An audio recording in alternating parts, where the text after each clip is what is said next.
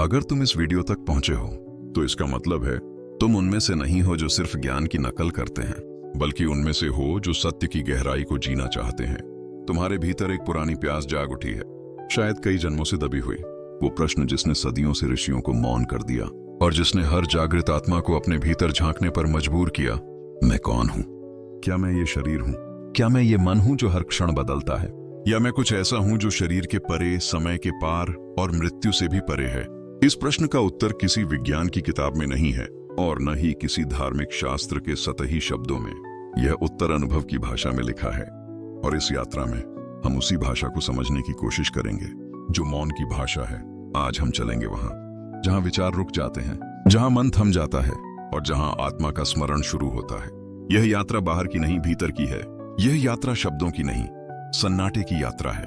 दोस्तों, हम अक्सर यह सुनते आए हैं, आत्मा अमर है, लेकिन क्या हमने कभी सच में रुककर यह सोचा कि इसका अर्थ क्या है? अगर आत्मा अमर है तो फिर जन्म क्या है और मृत्यु किसे कहते हैं? क्या यह सिर्फ एक पर्दा है, एक रूपांतरण या एक नया आरंभ? जब परमहंस योगानंद आत्मा के रहस्य की बात करते हैं तो वे केवल दर्शन नहीं बताते, वे अनुभव की भाषा में बोलते हैं। उनके शब्द किसी किताब के नहीं, बल्कि ध्यान की गहराइयों से निकले हुए स्वर हैं। वे कहते हैं, आत्मा न कभी जन्म लेती है, न कभी मरती है। वह स्वयं ब्रह्म का अंश है, शुद्ध चेतना, असीम ज्योति। पर जब यह आत्मा पृथ्वी पर जन्म लेती है तो यह कोई साधारण प्रक्रिया नहीं होती। यह एक विशाल, सूक्ष्म और रहस्यमयी योजना का हिस्सा होती है। एक ऐसी योजना जिसे समझने के लिए केवल बुद्धि नहीं, बल्कि मौन, ध्यान और अंतर्दृष्टि की आवश्यकता होती है। यह यात्रा तब शुरू नहीं होती जब कोई गर्भ में आता है, यह बहुत पहले से चल रही होती है। आत्मा अपने कर्मों के सूक्ष्म संस्कारों को साथ लेकर एक लोक से दूसरे लोक तक यात्रा करती है। हर जन्म, हर अनुभव, हर पीड़ा, हर प्रेम, सब उसी यात्रा का एक हिस्सा है। आत्मा अपने भीतर की अपूर्ण इच्छाओं, अधूरे अनुभवों और अधूरे सबकों के कारण अगले जन्म की ओर बढ़ती है। और यही वह क्षण होता है जब आत्मा अपने अगले अनुभव का चयन करती है। कौन सा शरीर, कौन से माता पिता, कौन सा वातावरण, कौन सी परिस्थितियां? योगानंद जी कहते हैं, आत्मा को अपने अगले जन्म का चयन उसकी चेतना की अवस्था तय करती है। जितनी आत्मा शुद्ध होती है उतना ही स्पष्ट उसे दिखाई देता है कि अब उसे किस राह पर चलना है। इस चयन की प्रक्रिया में न कोई भाग्यवशता होती है, न कोई दंड। यह पूरी तरह से चेतना का चुनाव है।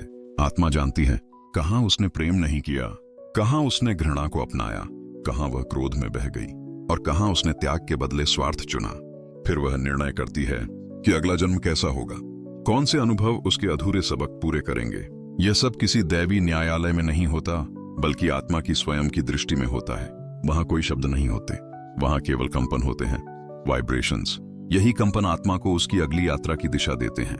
योगानंद जी कहते हैं, जन्म से पहले आत्मा एक विशेष चेतना स्तर में निवास करती है, जिसे उन्होंने कहा सूक्ष्म लोक, एस्ट्रल रियल्म। यह कोई भौतिक स्थान नहीं है, यह चेतना की अवस्था है जहां आत्माएं अपनी आगामी जीवन की योजना बनाती हैं। वहां अनगिनत आत्माएं हैं, कुछ अत्यंत विकसित, कुछ अब भी अज्ञान के आवरण में बंधी हुई। वहां आत्मा अपने पिछले जीवनों की झलक देखती है। कहां उसने प्रेम अधूरा छोड़ा, कहां किसी से अन्याय किया, कहां किसी रिश्ते में कटुता रही। और वहीं यह तय होता है अब उसे कहां उतरना है, किस रूप में, किस समय, किस परिवार में। यह सुनकर शायद तुम्हें लगे, क्या आत्मा वास्तव में चयन करती है या यह सब केवल भाग्य है? पर योगानंद जी कहते हैं, भाग्य और चयन दोनों एक ही सिक्के के दो पहलू हैं। कर्म वो रास्ते बनाते हैं जिनमें आत्मा को चलना होता है, और चयन वो दिशा तय करता है जिसमें वह चलती है। दूसरे शब्दों में, कर्म पथ है और चेतना उसका कंपास। जब आत्मा अगला जन्म चुनती है तो वह केवल शरीर नहीं चुनती, वह एक पूरा पर्यावरण चुनती है।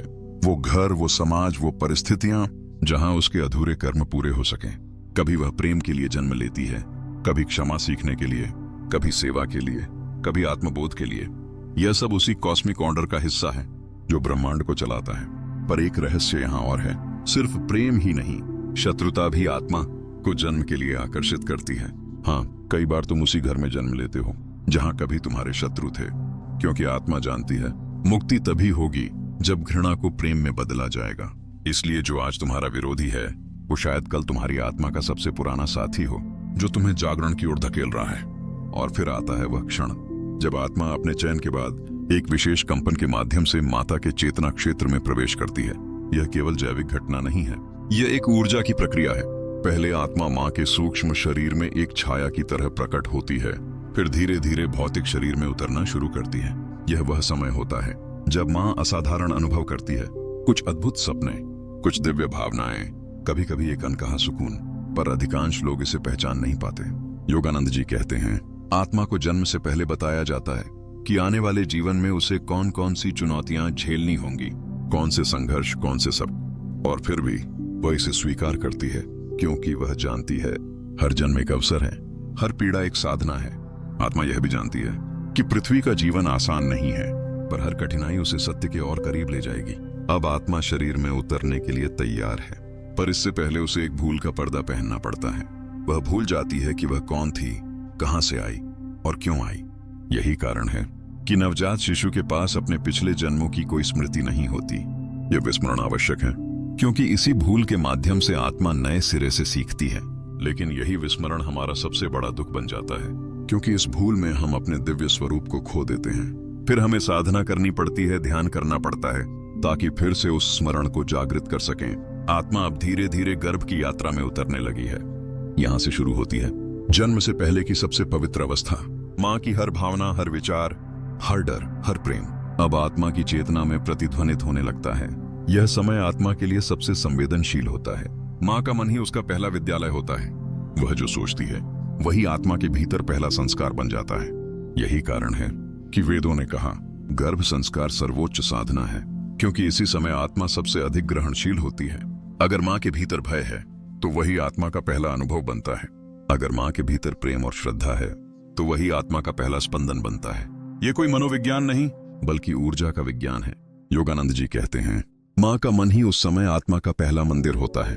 जो वह सोचती है वही आत्मा की दिशा बन जाती है, और फिर आत्मा अपने नए शरीर के साथ नए संसार में उतरने की तैयारी करती है। इस क्षण के बाद शुरू होती है आत्मा की भौतिक यात्रा की तैयारी, जहां आने वाला जन्म केवल एक घटना नहीं बल्कि एक आध्यात्मिक प्रयोग बन जाता है। और यही हमारी अगली यात्रा का विषय होगा। जब आत्मा वोम में प्रवेश करती है तो क्या अनुभव करती है? अब आता है वह क्षण जो पूरे ब्रह्मांड में सबसे सूक्ष्म और रहस्यमयी है, जब आत्मा गर्भ में उतरती है। यह वह पल होता है जब अनंत असीम चेतना एक सूक्ष्म देह में समा जाती है, जहां ब्रह्मांड का विशालतम रहस्य माँ की कोख में एक छोटे से बीज के रूप में छिप जाता है। यह कोई साधारण जैविक प्रक्रिया नहीं है, यह कॉस्मिक ट्रांसफर ऑफ एनर्जी है, एक दिव्य अनुबंध आत्मा और प्रकृति के बीच। योगानंद जी कहते हैं, जैसे ही आत्मा पृथ्वी पर आने का निर्णय करती है, वह आकर्षण की तरंगों, वाइब्रेशनल करंट्स के माध्यम से उस माता की ओर खींचती है, जिसकी चेतना उसके कर्मों से मेल खाती है। माँ के विचार, उसका स्वभाव, उसकी आध्यात्मिक स्थिति, सब उस आत्मा की स्पंदन लहरों से तालमेल बैठाते हैं। इसलिए कहा गया है, हर आत्मा अपनी माँ को स्वयं चुनती है। यह कोई संयोग नहीं, बल्कि ऊर्जा का गहरा संतुलन है। जैसे ही आत्मा उस सूक्ष्म ऊर्जा के माध्यम से माँ के चेतना क्षेत्र में प्रवेश करती है, वहां एक नई तरंग उठती है, एक नई चेतना जो माँ और बच्चे दोनों को जोड़ देती है। यही वह क्षण होता है जब माँ का हृदय अचानक कोमल और संवेदनशील हो जाता है। वह छोटी छोटी बातों पर भावुक हो जाती है, कभी अनजाने में रो देती है, कभी बिना कारण प्रेम से भर जाती है। वह अनुभव जो वह महसूस कर रही होती है, वह केवल उसका नहीं होता, वह आत्मा की उपस्थिति का पहला संकेत होता है। प्राचीन योग शास्त्रों में इसे कहा गया है गर्भाधान संस्कार का क्षण। यह वह समय है जब आत्मा माँ के शरीर में पहली बार स्थिर होती है। इस दौरान माँ के विचार सिर्फ विचार नहीं रहते, वे आत्मा के पहले अनुभव बन जाते हैं। अगर माँ भयभीत है तो आत्मा का पहला स्पंदन डर होता है। अगर माँ प्रेम में डूबी है तो आत्मा का पहला अनुभव स्नेह बनता है। इसीलिए ऋषियों ने कहा, गर्भ का वातावरण ही आत्मा का पहला शिक्षक है। अब आत्मा धीरे धीरे सूक्ष्म शरीर से भौतिक शरीर में उतरना शुरू करती है। यह प्रक्रिया हफ्तों तक चलती है। पहले आत्मा केवल प्रकाश की एक झिलमिलाहट होती है, फिर वह गर्भ में ऊर्जा के रूप में घूमती रहती है। जैसे जैसे भ्रूण विकसित होता है, वैसे वैसे आत्मा उस शरीर से अधिक जुड़ती जाती है। कभी वह माँ के हृदय की धड़कनों से तालमेल बनाती है, कभी वह माँ के सपनों में प्रकट होती है। कई बार माँ को अनोखे दृश्य या दिव्य आवाजें सुनाई देती हैं। ये सब उसी आत्मा के संकेत होते हैं जो अपने नए जीवन की तैयारी कर रही होती है। योगानंद जी ने लिखा है, आत्मा के गर्भ में प्रवेश के बाद वह पहले कुछ महीनों तक पूर्ण रूप से शरीर से बंधी नहीं होती।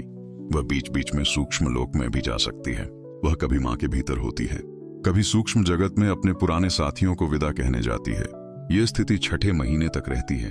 फिर 7वें महीने के आसपास आत्मा स्थिर होकर पूरी तरह शरीर से जुड़ जाती है। अब वह अपने नए जीवन का हिस्सा बन चुकी होती है। अब माँ और बच्चे का संबंध सिर्फ शारीरिक नहीं रहता, वह एक ऊर्जा बंध बन जाता है। जो माँ महसूस करती है वह आत्मा महसूस करती है, जो आत्मा अनुभव करती है वह माँ के भीतर प्रतिध्वनित होता है। अगर माँ ध्यान करती है तो आत्मा को शांति मिलती है। अगर माँ गुस्सा या तनाव में रहती है तो आत्मा अस्थिर हो जाती है। इसलिए कहा गया है, गर्भवती स्त्री का ध्यान ही भविष्य का निर्माण करता है। यहाँ पर गर्भ संस्कार का वास्तविक अर्थ शुरू होता है। गर्भ संस्कार का मतलब केवल पूजा या मंत्र नहीं, बल्कि माँ की चेतना को शुद्ध रखना है। योगानंद जी कहते हैं, अगर माँ उस समय प्रेम, संगीत, ध्यान और प्रकृति में डूबी रहती है तो आत्मा के चारों ओर प्रकाश का कवच बनता है। उस आत्मा का जन्म संतुलित, शांत और दिव्य होता है।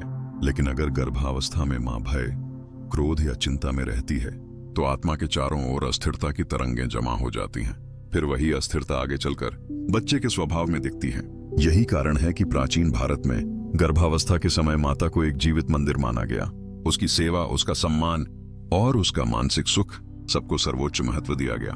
क्योंकि जब माँ शांत होती है तो भविष्य की आत्मा शांत होती है। जब माँ पवित्र विचार रखती है तो भविष्य की चेतना उज्जवल होती है। अब आत्मा पूरी तरह से माँ के भीतर समाहित हो चुकी है। उसका भौतिक शरीर बन रहा है, परंतु आत्मिक चेतना अब भी अत्यंत संवेदनशील है। वह हर दिन नया अनुभव कर रही है, ध्वनियों का, भावनाओं का और पृथ्वी के वातावरण का। वह धीरे धीरे इस भौतिक संसार के साथ सामंजस्य बिठा रही है। योगानंद जी ने एक स्थान पर लिखा है, जन्म से पहले आत्मा पृथ्वी की ऊर्जा को महसूस करना सीखती है। यह उसकी पहली साधना होती है। वह प्रकाश और ध्वनि को पहचानने लगती है। वह माँ के हृदय की हर धड़कन को सुनती है, मानो उसे संगीत के रूप में आत्मसात कर रही हो। वह धरती के कंपन को अपने भीतर उतारती है और इस तरह वह धीरे धीरे सूक्ष्म लोक से भौतिक लोक की ओर स्थिर होने लगती है।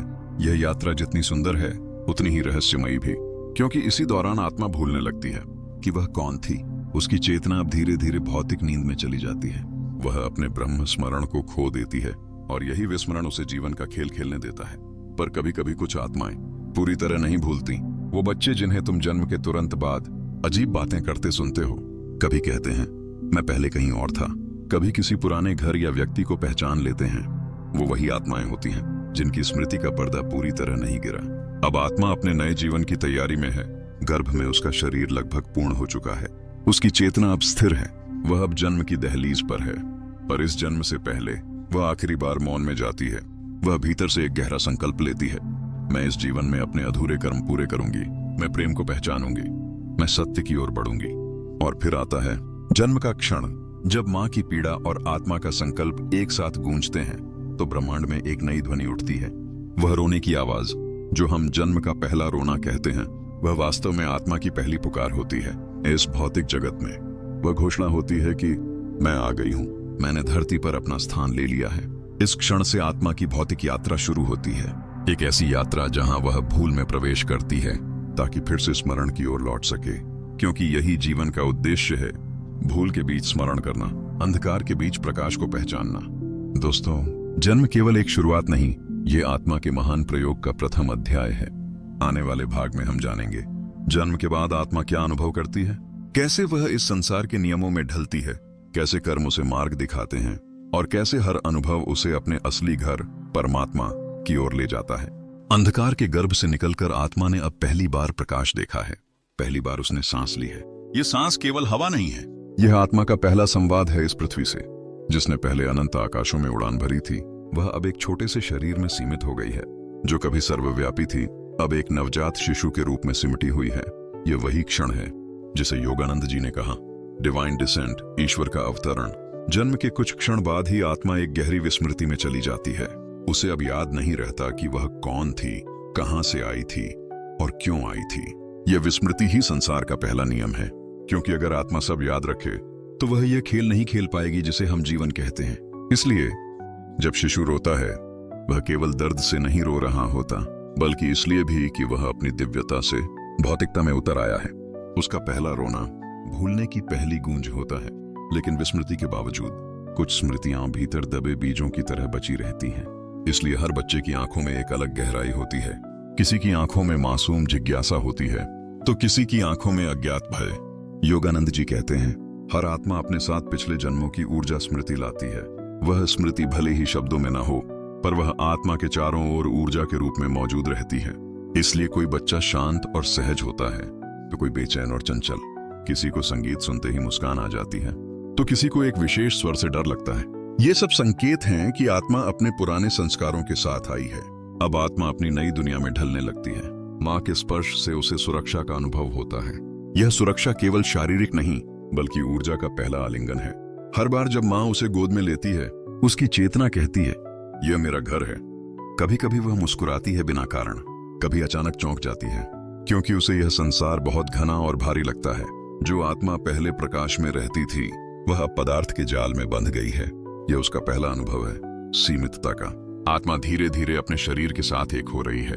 वह अंगों को महसूस करना सीखती है। वह हर ध्वनि को पहचानने की कोशिश करती है। पहली बार वह अलगाव को अनुभव करती है कि मैं ये हूं और वह दुनिया कुछ और है। यहीं से अहंकार का बीज जन्म लेता है। अहंकार का मतलब घमंड नहीं है, यह वह सूक्ष्म विचार है, मैं अलग हूं। यही वह बिंदु है जहां आत्मा की यात्रा स्मृति से विस्मृति की ओर मुड़ती है। बचपन के प्रारंभिक वर्षों में आत्मा कई बार भ्रमित होती है। कभी उसे सपनों में पुरानी जगहें दिखती हैं, कभी किसी अनजान व्यक्ति को देखकर वह मुस्कुरा देती है, जैसे किसी पुराने मित्र को पहचान लिया हो। ये सब उसके पिछले जन्म की तरंगें हैं जो धीरे धीरे मिट रही होती हैं। लेकिन कभी कभी कुछ आत्माएं उन तरंगों को लंबे समय तक बनाए रखती हैं। वे बच्चे जिनके पास असामान्य स्मृति होती है या जो जन्म से किसी संगीत, भाषा या कला में निपुण होते हैं, वो आत्माएं होती हैं जिन्होंने अपने पिछले जन्म के संस्कारों को अभी तक पूरी तरह नहीं छोड़ा। योगानंद जी कहते हैं, कोई भी प्रतिभा अचानक नहीं आती, वह आत्मा की पुरानी साधना का फल होती है। जैसे जैसे समय बीतता है, आत्मा का संबंध इस संसार से गहराता जाता है, परंतु साथ ही उसकी आत्मिक स्मृति और धुंधली होती जाती है। वह अब धीरे धीरे सीखती है, मेरा नाम क्या है, मेरा परिवार कौन है, मैं कौन हूं। ये सब जानकारी उसे इस दुनिया से जोड़ देती है, पर उसे दूर ले जाती है जो उसका वास्तविक स्रोत है। यही कारण है कि योगानंद जी कहते हैं, शिक्षा अगर आत्मा की याद दिलाने वाली ना हो तो वह केवल विस्मरण की शिक्षा है। अब आत्मा कर्मों के संसार में प्रवेश कर चुकी है। जो अधूरे कर्म वह अपने साथ लाई थी, वे धीरे धीरे सक्रिय होने लगते हैं। हर परिस्थिति, हर संबंध, हर अवसर एक ऊर्जा के हिसाब से आता है। यह कोई भाग्य नहीं बल्कि गणितीय संतुलन है। जिससे आपने प्रेम अधूरा छोड़ा था, वह अब आपके जीवन में फिर आता है। शायद पिता बनकर, शायद मित्र बनकर, या शायद वह व्यक्ति बनकर जिससे अब आपको घृणा करनी है, ताकि आप सीख सकें कि घृणा भी प्रेम के बिना पूरी नहीं होती। हर आत्मा अपने कर्मों के अनुसार जीवन की परिस्थितियां चुनती है, परंतु जैसे जैसे वह बड़ी होती है, वह भूल जाती है कि ये सब उसी की रचना है। वह ईश्वर को दोष देती है, किस्मत को कोसती है या दूसरों को जिम्मेदार ठहराती है। पर सच्चाई ये है कि हर परिस्थिति आत्मा की कक्षा है, हर पीड़ा एक पाठ है, हर सुख एक परीक्षा है। आत्मा का बचपन अब बीत चुका है। वह किशोरावस्था में प्रवेश कर रही है, जहां बाहरी दुनिया का आकर्षण सबसे अधिक होता है। यहीं से माया का खेल शुरू होता है। योगानंद जी ने कहा, माया केवल बाहरी नहीं, वह भीतर की भी है। अब आत्मा को यह भ्रम होता है कि खुशी बाहर है, रूप में, वस्तुओं में, संबंधों में, और धीरे धीरे वह उसी भूल में खो जाती है जिसे उसने तोड़ने का संकल्प लिया था। परंतु भीतर एक कोना हमेशा जगता रहता है। वह कोना आत्मा की स्मृति का बीज है। वही बीज कभी किसी गीत में, कभी किसी ध्यान में, कभी किसी गहरी वेदना में अचानक जाग उठता है। यही वह क्षण है जब जीवन आत्मा को बुलाता है। याद है तू कौन है। कभी कोई गहरी हानि होती है, प्रियजन का वियोग, किसी सपने का टूटना या जीवन का बड़ा झटका, और अचानक भीतर एक प्रश्न उठता है, ये सब क्यों हुआ। यही प्रश्न आत्मा के जागरण की शुरुआत होता है। योगानंद जी कहते हैं, जब आत्मा पहली बार यह पूछती है कि मैं कौन हूं, वहीं से उसकी वापसी शुरू होती है। अब आत्मा भीतर की ओर मुड़ती है। पहले पहल यह मार्ग कठिन लगता है क्योंकि वह वर्षों तक बाहर भागती रही है। अब जब उसे भीतर लौटना है तो बाहर की दुनिया उसे खींचती रहती है। यह संघर्ष आत्मा और माया के बीच का युद्ध है। यह युद्ध तलवारों का नहीं, यह स्मरण और विस्मरण के बीच का संघर्ष है। धीरे धीरे आत्मा ध्यान, मौन या किसी सच्चे गुरु की संगति में अपने भीतर की झिलमिलाहट को पहचानने लगती है। वह अनुभव करती है कि जो मैं ढूंढ रही थी वह बाहर नहीं, भीतर है। यह वही क्षण है जब उसकी चेतना धीरे धीरे अपनी असली धुन सुनने लगती है और वह कहती है, मैं यह शरीर नहीं हूं, मैं वह प्रकाश हूं जो इसमें बसता है। अब आत्मा की यात्रा भीतर की ओर शुरू होती है। यह यात्रा वर्षों की है, पर हर क्षण उसका एक नया जन्म है। हर ध्यान, हर मौन, हर क्षमा, हर प्रेम उसकी पुरानी परतें गिराते जाते हैं। वह फिर से उस दिशा में लौट रही है जहां से वह आई थी। वह अब पहचानने लगी है, मैं वही आत्मा हूं जो जन्म से पहले भी थी और मैं वही रहूंगी जब यह शरीर नहीं रहेगा। यह पहचान ही जागरण है, और यही वह बिंदु है जहां आत्मा कहती है, मैं अब घर की राह देख सकती हूँ। प्रिय श्रोता, यह यात्रा अभी समाप्त नहीं हुई। अब आत्मा जाग चुकी है, पर उसे अभी मुक्त होना बाकी है। अगले भाग में हम जानेंगे मुक्ति की ओर आत्मा की अंतिम यात्रा, जहां आत्मा माया से ऊपर उठकर स्वयं को ईश्वर के रूप में अनुभव करती है।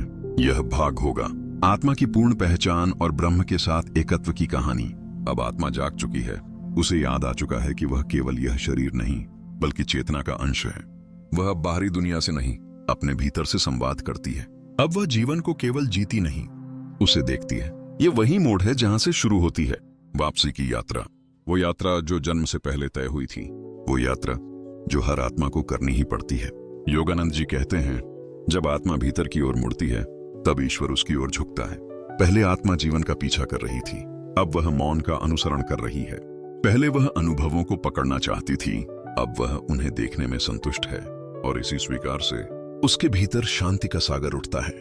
वह समझने लगती है कि कोई उसे सजा नहीं दे रहा, कोई उसे रोक नहीं रहा, सब कुछ केवल उसी के चुनाव का परिणाम है। यह समझ ही कर्म मुक्ति का पहला द्वार है। कर्म तब तक बांधते हैं जब तक आत्मा उन्हें मेरा मानती है। जैसे ही वह कहती है, मैं केवल साधन हूं, करने वाला नहीं, कर्म राख बन जाते हैं। यही वह क्षण है जहां से भोग से योग की यात्रा शुरू होती है। अब आत्मा कर्म नहीं करती, वह कर्म के माध्यम से साक्षी बन जाती है। वह देखती है कर्म हो रहे हैं, घटनाएं घट रही हैं, पर भीतर एक निश्चल बिंदु है जो अछूता है। धीरे धीरे आत्मा का ध्यान भीतर स्थिर होता है। अब बाहरी वस्तुएं आकर्षक नहीं लगती। भोजन, संबंध, मान, सम्मान सब जैसे महत्व खोने लगते हैं। लोग इसे वैराग्य कहते हैं, पर यह कोई त्याग नहीं है, यह एक गहरी समझ है। वह देख चुकी है कि सब क्षणिक है, हर चीज आती है जाती है, पर भीतर जो है वह सदा है। वह अब उसी सदा में लौटना चाहती है। योगानंद जी ने कहा था, ध्यान आत्मा की वापसी का पुल है। जब आत्मा ध्यान में डूबती है तो वह धीरे धीरे 5 परतों को पार करती है। 1 भौतिक शरीर जहां इंद्रियां हैं, 2 प्राण शरीर जहां ऊर्जा प्रवाहित होती है, 3 मन जहां विचार और भावनाएं हैं, 4 बुद्धि जहां विवेक जागता है, 5 आनंदमय कोश जहां केवल शांति है। इन सब के पार जाकर आत्मा अपने वास्तविक रूप में प्रवेश करती है। साक्षी चेतना, जब आत्मा पहली बार साक्षी बनती है, वह अनुभव करती है कि वह केवल विचारों की साक्षी नहीं बल्कि पूरे ब्रह्मांड की साक्षी है। उसे लगता है जैसे उसके भीतर असंख्य लोग हैं, तारे, ग्रह, समय, स्थान सब उसी के भीतर हैं। यही वह क्षण है जिसे योगानंद जी ने कहा, कॉस्मिक कॉन्शियसनेस, ब्रह्म चेतना का अनुभव। अब आत्मा यह नहीं कहती, मुझे ईश्वर चाहिए, क्योंकि अब उसे अनुभव होता है, मैं ही ईश्वर हूं। यह वाक्य कोई अहंकार नहीं बल्कि अहंकार का पूर्ण विलय है। यह मैं नहीं जो कह रहा है, यह वही चेतना है जो सब में समान है। यह अनुभव केवल ज्ञान से नहीं बल्कि पूर्ण आत्म विलय से आता है। अब आत्मा की यात्रा समाप्त नहीं हुई, वह पूर्णता की ओर बढ़ रही है। उसने अब जान लिया है कि वह कभी बंधी ही नहीं थी। जैसे लहर सागर से अलग नहीं, वैसे आत्मा भी परमात्मा से अलग नहीं। जन्म, मृत्यु, कर्म, संसार सब केवल तरंगें थीं। सागर वही रहा, न बदलने वाला, न बंधने वाला। अब आत्मा उस सागर में लौट रही है। योगानंद जी कहते हैं, मृत्यु वह नहीं जब शरीर रुकता है, मृत्यु वह है जब आत्मा भ्रम से मुक्त होती है। अब आत्मा को मृत्यु से डर नहीं लगता, क्योंकि उसे पता है वह मर नहीं सकती। वह जानती है कि शरीर जाएगा पर चेतना नहीं, और यही पहचान ही अमृतत्व का रहस्य है। अब आत्मा ध्यान में केवल मौन सुनती है, पर उस मौन में पूरा ब्रह्मांड गूंजता है। वह हर ध्वनि में ईश्वर को सुनती है, हर प्राणी में स्वयं को देखती है। वह जब पेड़ को देखती है तो कहती है, यह मैं हूं। जब नदी बहती है वह मुस्कुराती है, यह भी मैं हूं। जब किसी को पीड़ा होती है वह उसके आंसुओं में भी अपने को देखती है। यही है एकत्व का अनुभव। अब आत्मा में करुणा स्वाभाविक हो जाती है। वह किसी को सुधारना नहीं चाहती, क्योंकि वह जानती है हर आत्मा अपनी राह पर है। वह अब जीवन को एक नाटक की तरह देखती है, जहां सब अपने अपने पात्र निभा रहे हैं, कुछ सीख रहे हैं, कुछ सिखा रहे हैं, कुछ रो रहे हैं, कुछ हंस रहे हैं, पर सब लौट रहे हैं एक ही घर की ओर। और जब आत्मा इस स्थिति में स्थिर हो जाती है तो वह धीरे धीरे विलय की ओर बढ़ती है। अब उसे कुछ पाना नहीं, कुछ जानना नहीं, अब केवल एक गहरी शांति है जो शब्दों से परे है। वह अब कहती है, मैं हूं, और वही मैं सृष्टि का मूल बन जाता है। यह वही अवस्था है जिसे योगानंद जी ने कहा, समाधि, जहां देखने वाला, देखा जाने वाला और दर्शन तीनों एक हो जाते हैं, जहां समय रुक जाता है और केवल उपस्थिति रह जाती है। यह कोई अंत नहीं, बल्कि सृष्टि का अनंत प्रारंभ है। अब आत्मा मुक्त है, पर वह संसार से भागी नहीं। वह उसके बीच रहते हुए भी मुक्त है। वह काम करती है, पर कर्म से बंधती नहीं। वह प्रेम करती है, पर स्वामित्व से रहित। वह जीती है, पर मृत्यु से परे। यही है जीवन में मुक्ति, जीवन मुक्त अवस्था। और यही वह अवस्था है जिसके लिए हर आत्मा जन्म लेती है। हर पीड़ा, हर संघर्ष, हर प्रेम, सब इसी अनुभव की सीढ़ियां हैं। तुम्हारी आत्मा भी उसी राह पर है। जो तुम अभी सुन रहे हो वह भी तुम्हारी अपनी पुकार है, तुम्हारा अपना स्मरण। तो मित्र, जब अगली बार जीवन तुम्हें झकझोरे, कष्ट दे या भ्रमित करे, तो याद रखना, यह केवल एक स्मरण है कि तुम आत्मा हो, यह शरीर नहीं। तुम वही अनंत प्रकाश हो जो जन्म से पहले था और जो मृत्यु के बाद भी रहेगा। तुम यात्री नहीं, यात्रा स्वयं हो। श्रृंखला का समापन, आत्मा की अनंत यात्रा, जन्म से मुक्ति तक।